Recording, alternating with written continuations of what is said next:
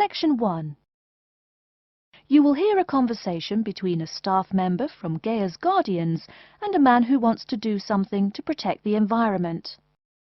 First, you have some time to look at questions 1 to 5.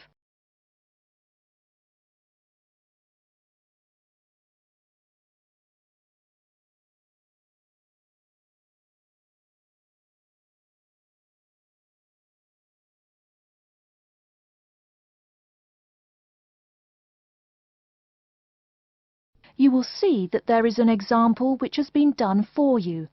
On this occasion only, the conversation relating to this will be played first. Hello, how may I help you? Well, I've been seeing these yellow boxes in front of a lot of houses in my neighborhood.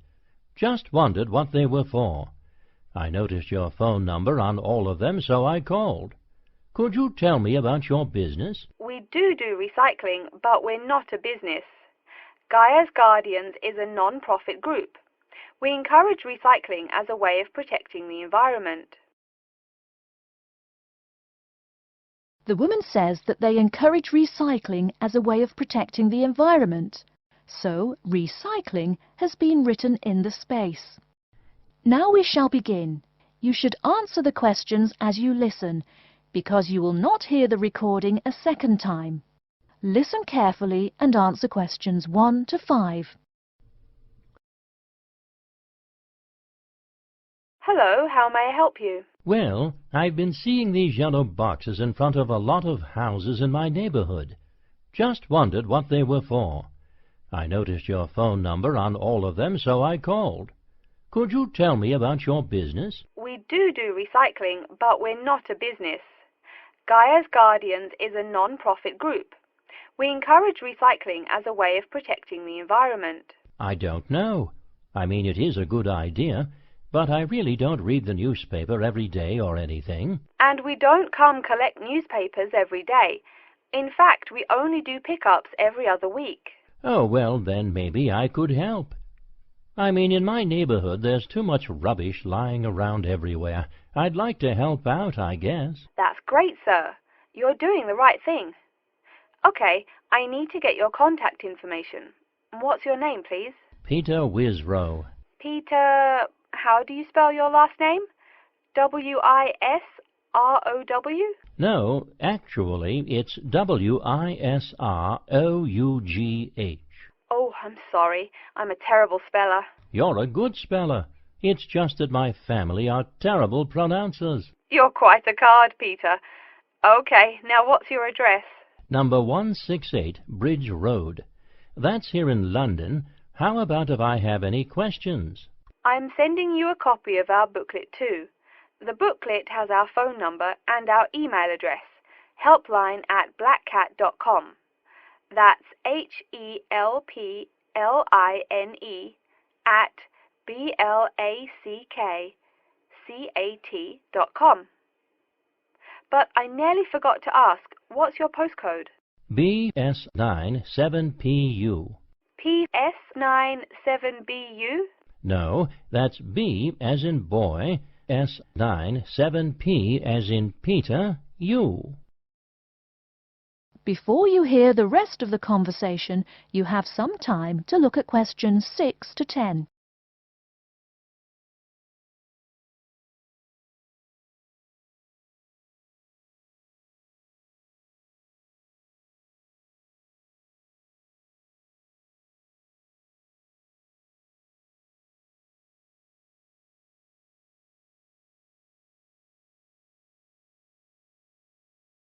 Now listen and answer questions 6 to 10.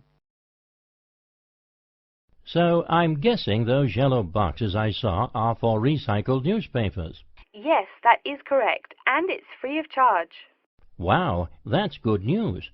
Do you recycle anything besides newspaper? Oh yes, we recycle most everything. Glass, plastic, paper. Oh, so I can put like glass and plastic bottles in the box. Sorry again. Things like that you have to bring to our collection centre. And where is that? Our main centre isn't that far from you. It's actually right on the east side of Central Park. That new blue building? That's the one. Cool. Hey, what's with all those different colored boxes outside that place? Oh, that's for the different materials we recycle. The blue is for metal, the green is for glass and plastics, and the yellow, of course, is for paper. Okay. I'll try and manage to keep all that straight. Oh, no need. They're each labeled. Great. So which one would I put magazines in? Actually, they don't go in any of the bins. Unfortunately, magazines can't be recycled because of the material they're made of. It's such a waste. So, would you be interested in volunteering?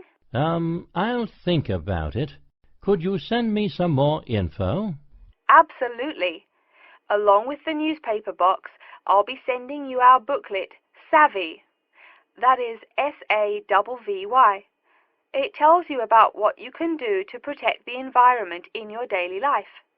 Plus, it lists things you can do as a volunteer with our group. Hey, that's cool. Thanks. My pleasure. Do you have any other questions or concerns?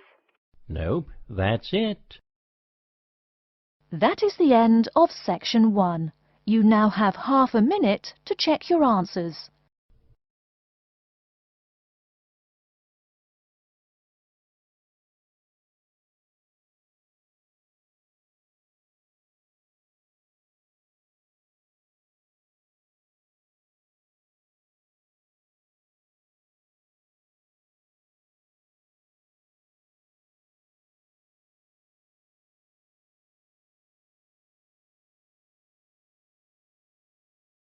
Now turn to section 2. Section 2. You will hear two students called Mark and Gina asking their tutor for advice on the extracurricular project. First, you have some time to look at questions 11 to 14.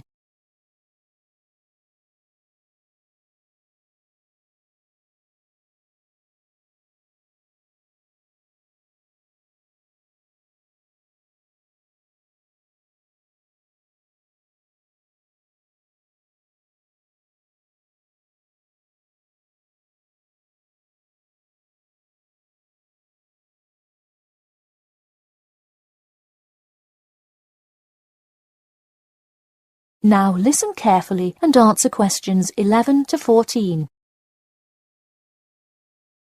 Hi Mark. Hi Gina. What can I help you with? So we were hoping you could help us with this extracurricular project. Sure. What is the topic? Attending business school. This sounds like a great idea. So you're going to explain the requirements for getting into business school? Not exactly. It will be more broadly about the experience, the academics, accommodation, and social experience that comes with being part of the business school. I see. So would your audience be the general public? Well, we would probably want more to focus on members of the institution. We would especially like to reach individual applicants to the business school. I see. Now, what form will this information be? You could give a talk to all the summer courses. All you'd need is permission from the course director. Or you could pass out information outside the student union. Those are both good ideas. What about sending out pamphlets in the mail? Most college students never check their mail. Maybe you could make a video and show it on campus. That's a great idea. We'll do the video. Great. And as members of the business school, do you have an incentive to attract new students? If so, this idea is a great way to do that. No, the idea actually came about because of how much students like us worry about their studies. Yeah, when I got into business school, there were a lot of things I had not prepared for, so the video would cover a lot of things Mark and I wish we had known upon entering business school. Right. Before you hear the rest of the talk, you have some time to look at questions 15 to 20.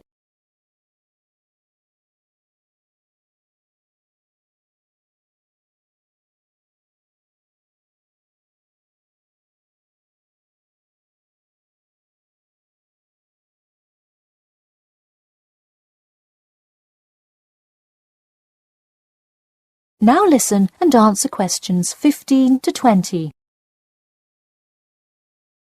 What would you talk about first? The first and probably most important section would be academics. Good idea. So, would you provide guidance on what courses to take? We want to focus especially on the approaches professors take, their teaching methods. It is far different than what students are used to in high school and even in liberal arts college. Good idea. And how long do you think you would spend explaining academics? We'll probably spend 7 minutes on it. We also have some ideas for talking about housing, food options and stuff like that. We're not really sure how to tie it all together though. I think it would be suitable to title that section Accommodation. What do you think? That could work. We'll definitely describe the different dining options at the cafeteria and then walk students through flats and the grueling process of finding one near the business school campus. Okay, so we would cover specifics on the cafeteria as well as flats. I think those are both helpful. We could spend about 6 minutes on accommodation and be sure to touch on those specifically. Great. Is there anything else you would talk about? We definitely want to go over the social aspect of attending school here. Of course. I think it's good to have a little fun once in a while when you're working so hard in school. I think we are going to introduce new students to the disco that so many upper-class men know and love. Maybe we'll include a few other places too, but that's the main one. We're also going to invite students to the international evening taking place in the first week of school as a great chance for our large international student population to meet a lot of other new students. It can definitely be hard to meet people as an international student. I think that is a great idea. You may want to spend slightly longer on this section than the other two. How about 8 minutes? That sounds reasonable. So overall, the introduction should take 3 minutes and then the conclusion should take 4, giving us a total of 28 minutes. I wouldn't rush your introduction. Maybe give it between 4 and 6 minutes. The conclusion, though, can be shorter since it's just a quick refresher of each of the topics. Give that not more than 2 minutes. Okay, so in total, the video should take about the same time, just more intro and less conclusion? Precisely. All right, we're going to get to work on our video. Thanks for your help. That is the end of section 2. You now have half a minute to check your answers.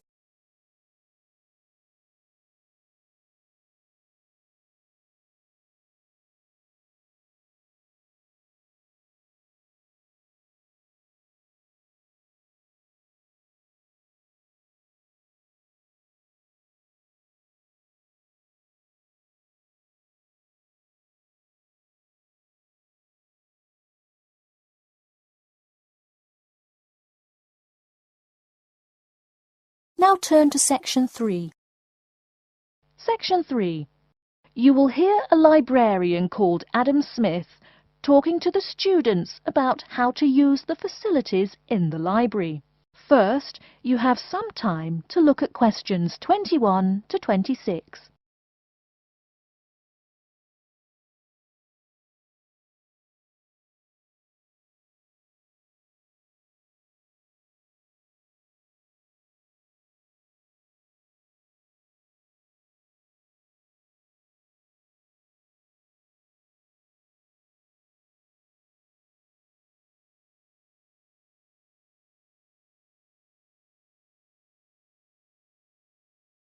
Now listen carefully and answer questions 21 to 26.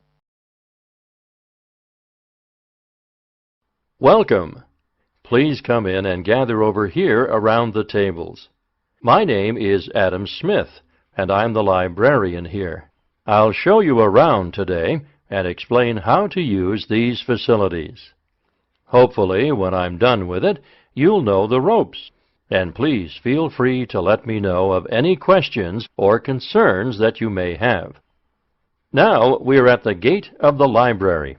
Upon entering into the door, you'll find that the restrooms are on your left-hand side, and opposite them is a photocopy room. Many of you are wondering about the check-in and check-out process.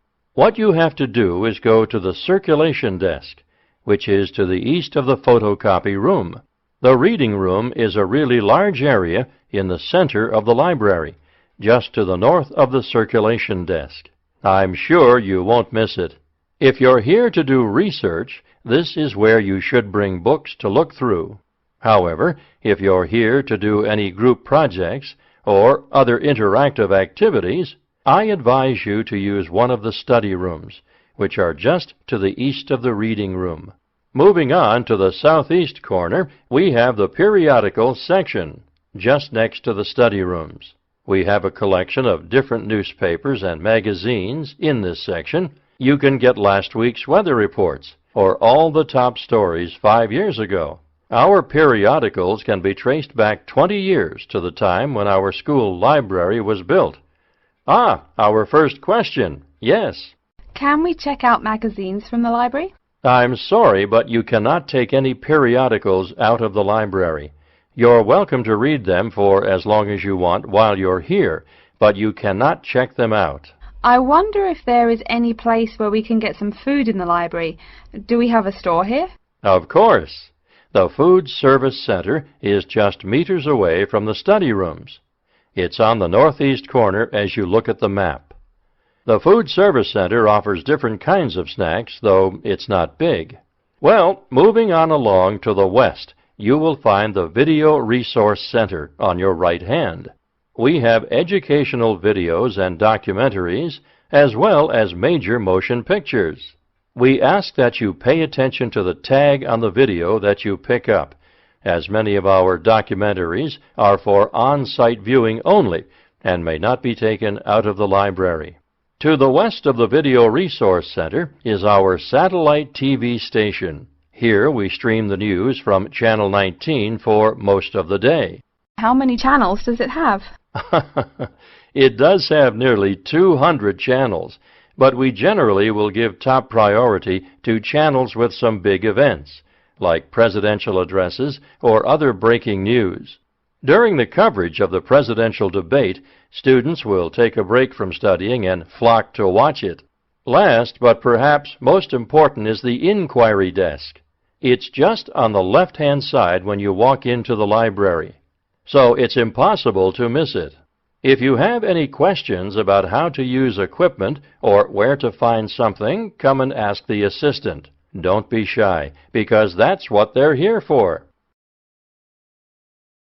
Before you hear the rest of the talk, you have some time to look at questions 27 to 30.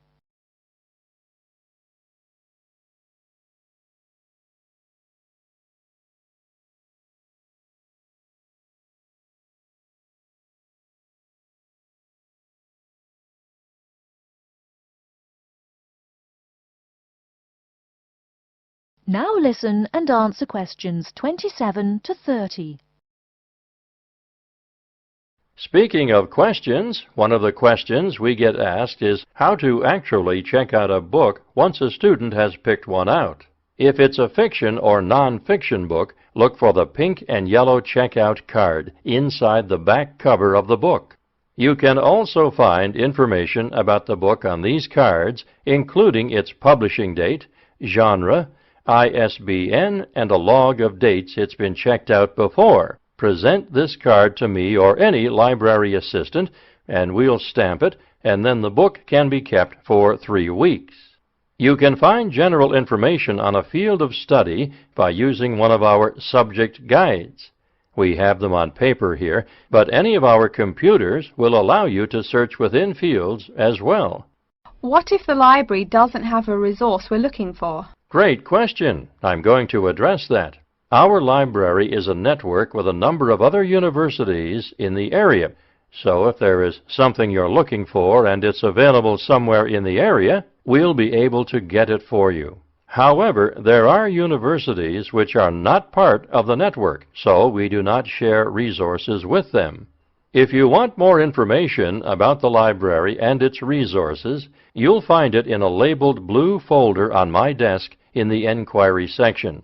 Okay, so that's a lot of information all at once, and I don't expect you to remember it all. The most important thing is please be respectful of the staff, and if you need help with anything at all, come and ask me or one of the assistants. All right. Any questions? That is the end of section 3. You now have half a minute to check your answers.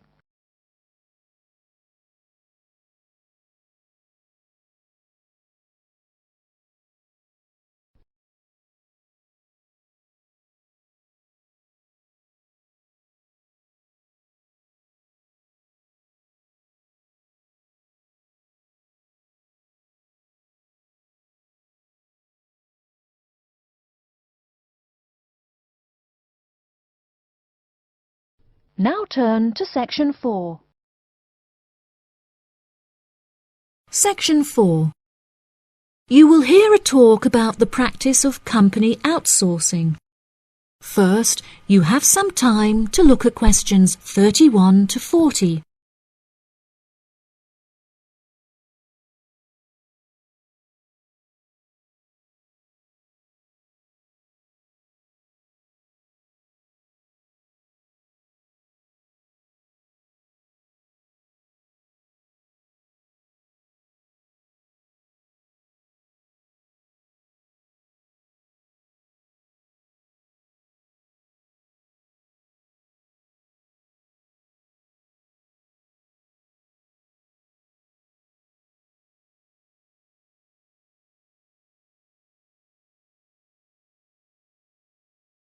Now listen carefully and answer questions 31 to 40.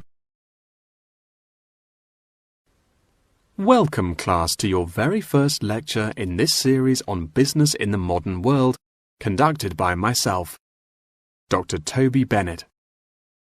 Today, we will be looking into the practice of company outsourcing, using TCP technologies as a case study. Now, for those of you who are unfamiliar with this practice, I will give you a summative definition. Company outsourcing involves the contracting of various business activities by one company to another.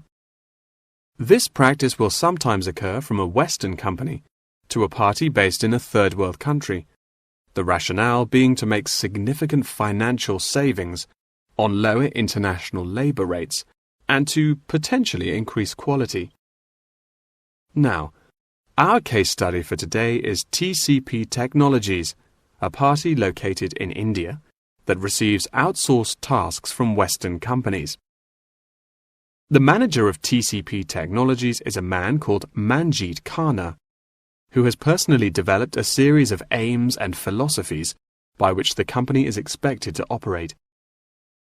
He claims that the most important of these philosophies is to create a workplace where each individual member has the opportunity to contribute their opinion to the operations of the company. That is to say, that he found it important to develop a democratic environment. As a means of ensuring quality from every individual at TCP Technologies, a grading system has been developed that encourages an ethos of hard work and recognizes accomplishment. This grading of individuals is based upon a series of factors such as turnover, hours worked, and efficiency. Every month, Khanna publishes the grades on an internal website, where staff can access not only their own grades, but also compare it to others. A spirit of playful competitiveness has developed through this method, which has resulted in increased efficiency and turnover across the company. Khanna also saw it as essential to develop a culturally diverse group of employees as a means of presenting a multifaceted image that would appeal to a host of potential employees from across the globe. This cultural openness has not only increased the quantity of incoming contracted opportunities by 7%, but has also benefited the company itself significantly. A level of transparency now exists that had not before been apparent. According to questionnaires carried out recently, these newly introduced measures have significantly increased the rate of staff satisfaction, which has subsequently led to an increase of 32% in the company's income. These figures are truly admirable and serve as a testament to the measures that Khanna has introduced to the workplace at TCP Technologies. In a recent interview published by The Economist, he declared, "The figures speak for themselves. My system works." When asked if he had any advice for companies on methods they could employ to streamline workflow and increase turnover, he replied, "It's simple, really. A company must see itself not as one entity comprised of nameless components, but instead as a living organism composed of cells, each one essential to the functioning of the whole. I suggest that the motto by which your management operates will be Employee First."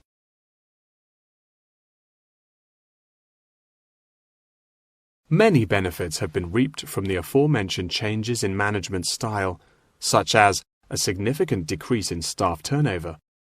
This improvement alone has solved many problems that had before stunted the growth of the company.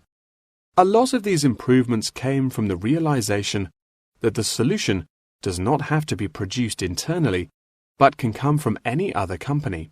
The grading system also immeasurably enhanced the dynamics of the company. The fact that this measuring system is solely produced for staff members and inaccessible by management means that it cannot be used as a judging criterion for promotion. It has proven itself a relaxed and informal means of stimulating workflow. When asked about specific features of his managing style, Kana mentioned that it is important for him to respond personally to any complaints filed by staff members. Having found the existing complaints process slow and ineffective, he introduced a new online system that created a direct line of communication between Kana and all employees of the company. The complaint form, dubbed by Kana as a ticket, eradicates the middleman, is easily accessible to all employees online, and has an interface that can be instinctively navigated. Any staff-related complaint, such as those relating to air conditioning and food quality, can be submitted directly to Kana via this online system. Entitlement to vacation is also a popular issue discussed through this forum. The main benefit of using this system is that staff must include their personal details on the ticket before they are able to submit it. In the past, anonymous complaints had been the root of much confusion and caused many wasted work hours, so the new system has put a ban on this form of complaint. That wraps up the lecture for today. Please remember that attendance is mandatory. That is the end of section 4. You now have half a minute to check your answers.